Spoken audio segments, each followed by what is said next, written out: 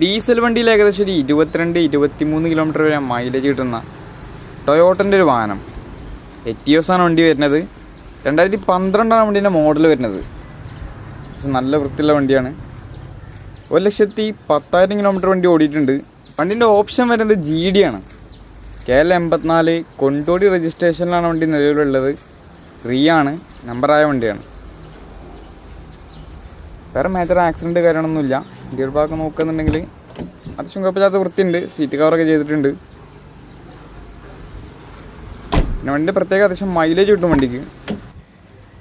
പിന്നെ വണ്ടിക്ക് 4 power window, stereo വരുന്നുണ്ട്, സെൻട്രൽ ലോക്ക്, നല്ല ഫീച്ചേഴ്സൊക്കെ വണ്ടിക്ക് വരുന്നുണ്ട്. പിന്നെ AC പവർ സ്റ്റാറിങ്, ബേസിക് ഫീച്ചേഴ്സും വണ്ടിക്ക് വരും.